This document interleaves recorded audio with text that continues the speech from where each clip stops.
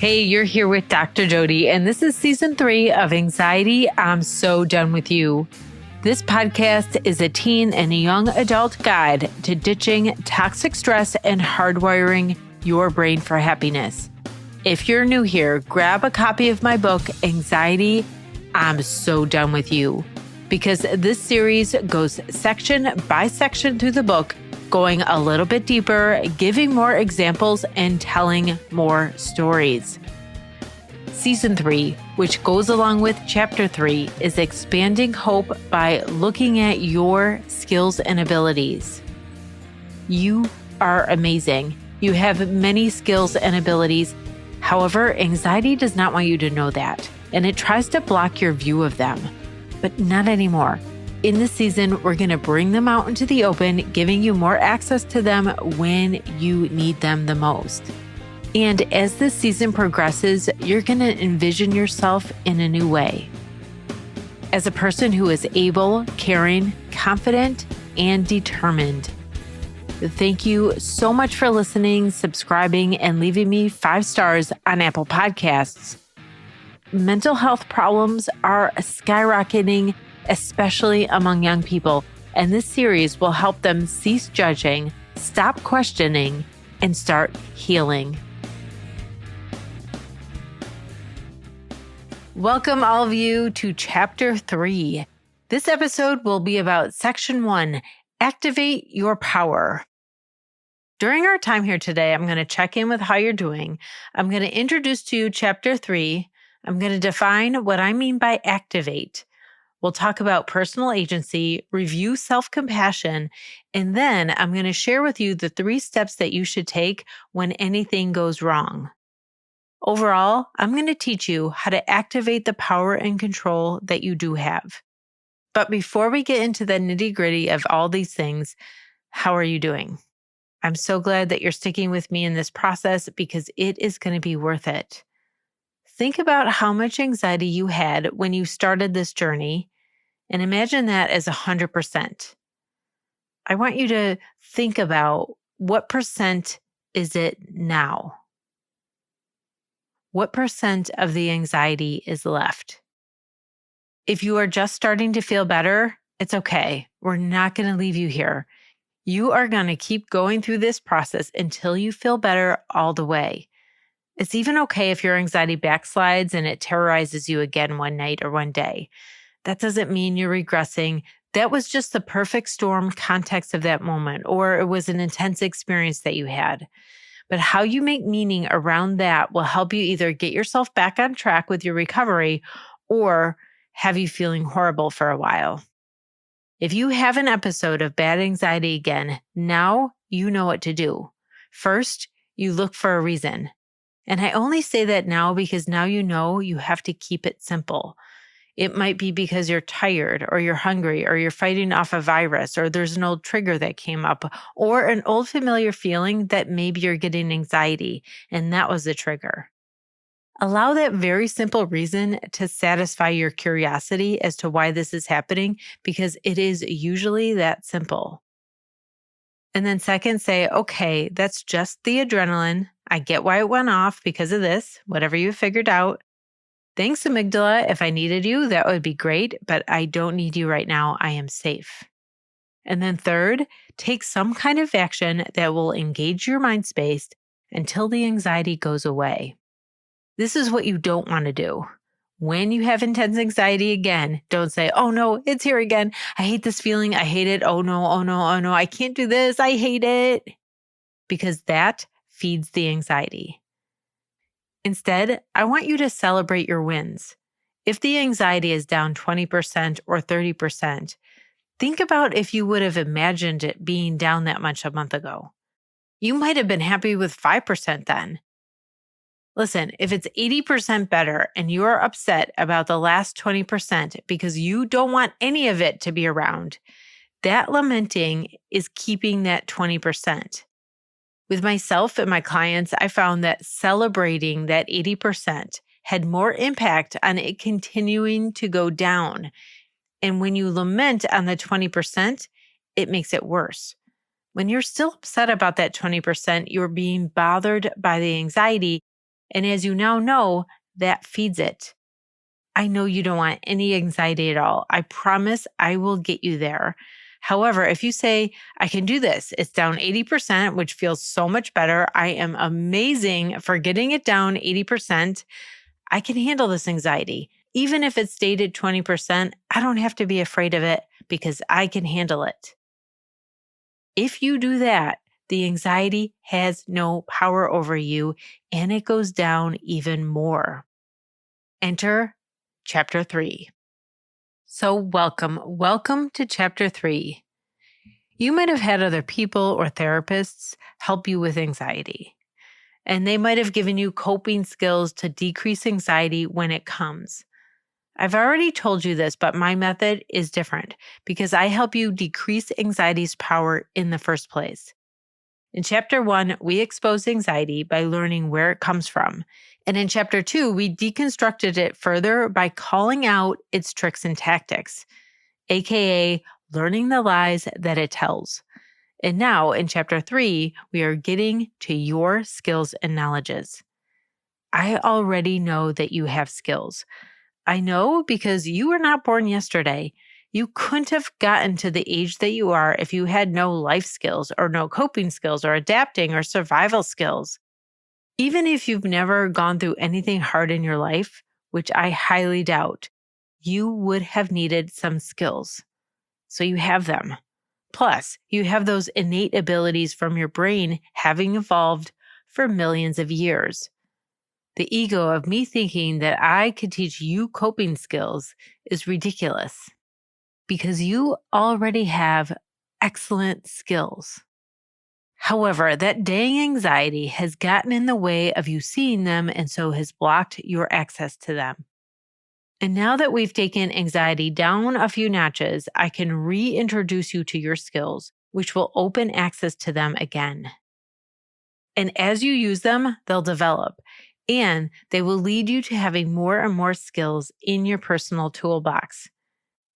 As you know, Chapter 3 goes along with Step 3 in the 5 steps to curing anxiety. You have heard me refer to Step 3 as cultivate your control. Cultivate means to acquire or develop. You have always had control, but we are acquiring or reacquiring your sense that you have control.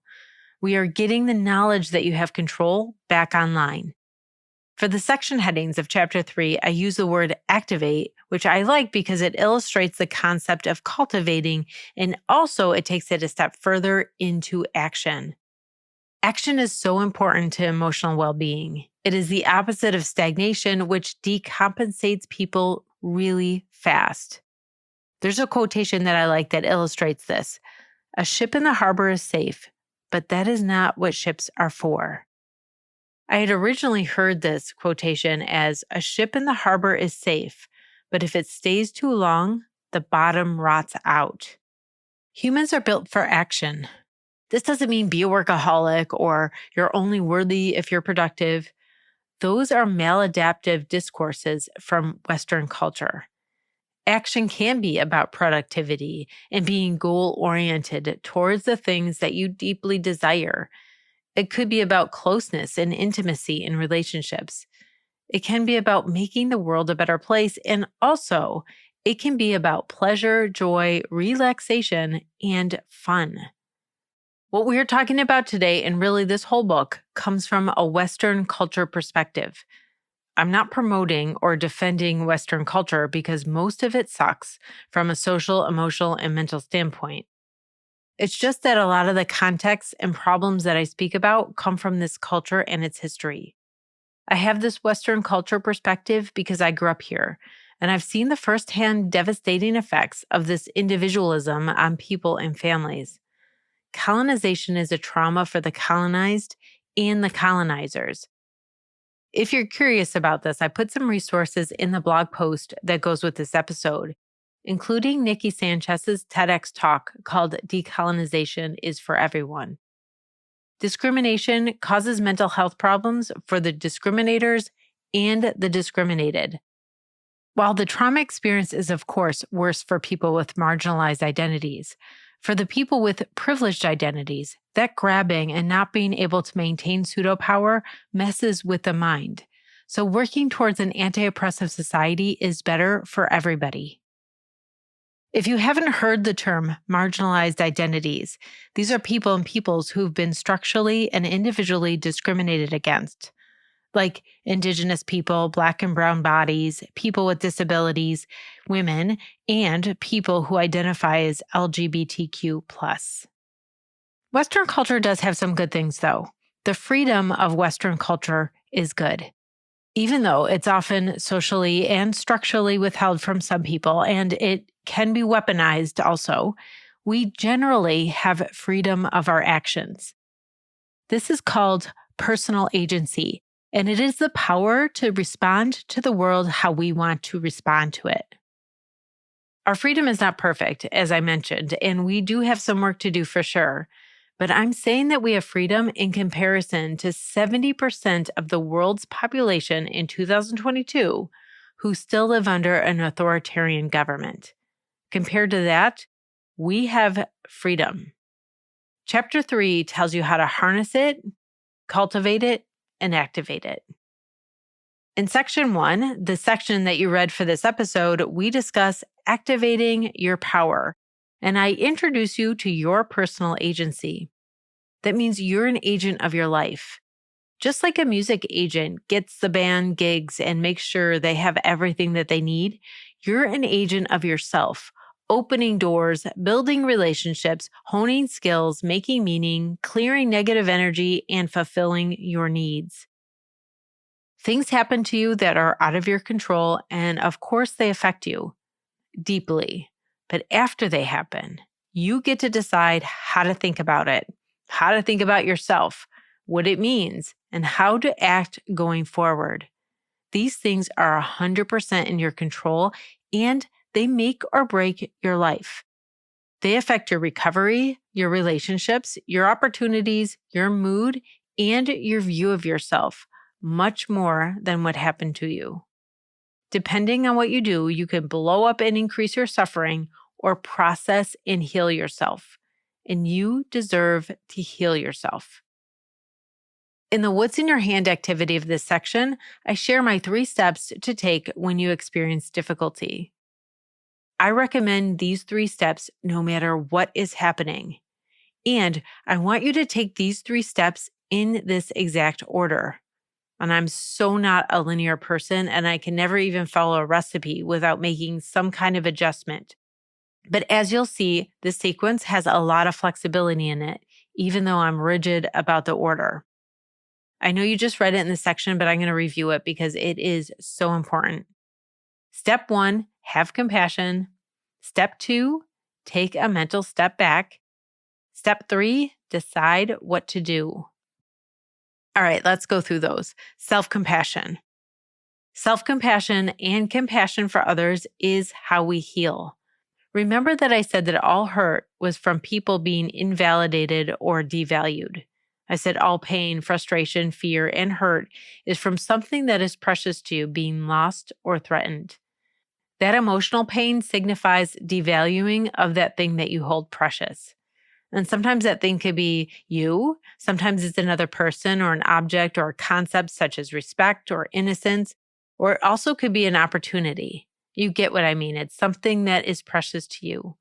And so when you understand hurt as a devaluing of that, then you can understand the importance of compassion, because compassion is a revaluing of what is precious.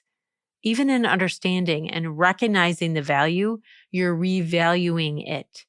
When you say, I get why you feel that way. It is a recognition of the importance of what is precious. For example, I understand why that loss hurt me. It makes sense. That relationship was really important to me, and that person was really special to me. That's all that you have to do. That's all compassion is. It's an acceptance or validation of your feelings. We should have been taught self-compassion in middle school because it would save us so much negative self-judgment and the suffering that comes with that negative self-judgment that we do. Maybe you are in middle school and listening to this. I hope so. I'm so glad for you because practicing and knowing how to deliver self-compassion to yourself is going to save you so much. This is how you do it. No matter what you are feeling, you say, I get it.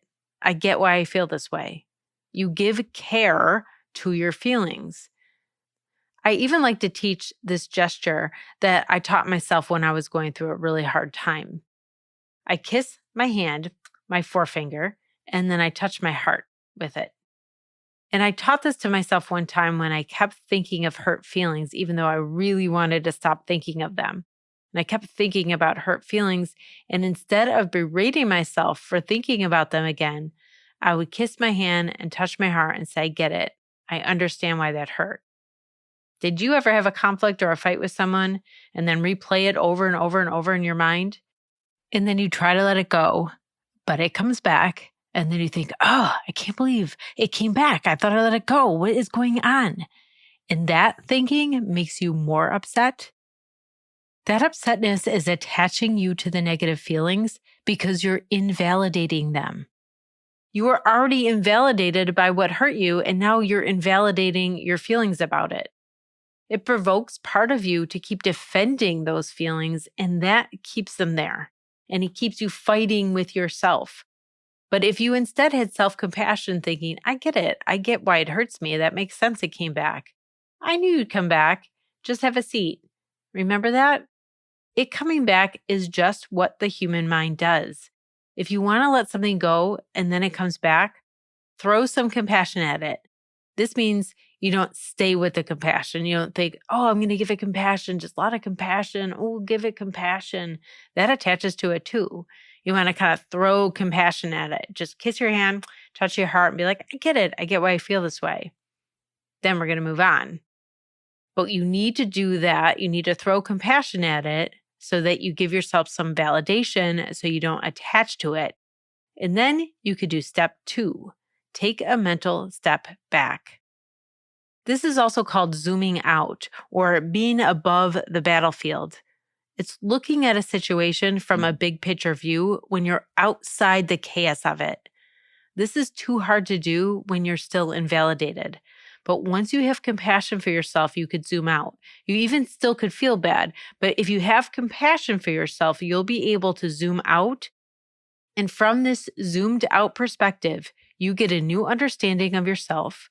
You get an understanding of the context and also of all of the other players. So you get why they are doing what they're doing or why they did what they did. You understanding those things helps you take it less personally. You know how sometimes you get hurt and you go to a friend and you tell them about it, and with good intentions, they say, oh, you can't take that personally. But you just wanted them to listen and understand. When you think about it, their advice is not really bad advice. It's just the timing of it feels judgmental, like you're handling it wrong or you shouldn't feel bad about it. Not taking it personally is good advice, but it's too early.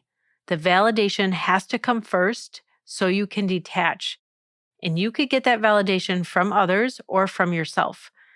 I recommend both because humans are social beings, but when there's no one else around, self-compassion works magic. The ability to zoom out is an advanced stage of mature consciousness and memory, according to psychiatrist and author Russell Mears. It immediately regulates your neurobiology, decreasing any intense emotions. I also call this a witnessing state. In therapy, I use questioning to help invite people to this witnessing state all the time. It keeps people from panicking when they're with me, and there's no risk to practicing it, so practice away. Again, from that distant position, you could discern, you could understand, and then, step 3, you can decide what you want to do next. From this distant perspective or above the battlefield, you are in a power role instead of a victim role. You're not reacting to what happened. You're responding from a rooted, conscious place. And as you can imagine, this will give you the best outcomes, not only for the situation, but for what you carry forward from the situation. What do you think? Try it. Even with something little that's going on in your life, feel into it and see how it changes your perspective and feelings. Think about it. What do you think it would do to your emotions to have compassion for yourself and take a step back? How do you imagine it would affect your view of yourself? How do you think it would affect your anxiety and depression? Thank you so much for listening to this episode of Anxiety, I'm So Done With You, with me, Dr. Jodi. In this episode, I introduced you to Chapter 3. We talked about personal agency, self-compassion, taking a mental step back, and responding from rooted consciousness. I appreciate you for all the shares, likes, and comments. And as you know, any interaction that you do grows the influence that I can make with this series. So thank you. Don't forget to also leave me a 5-star review on Apple Podcasts and come hang out with me on TikTok at Dr. Jodi. In the next episode, we're going to get into Chapter 3, Section 2, Activate Trust. Go ahead and listen, and I'll meet you there.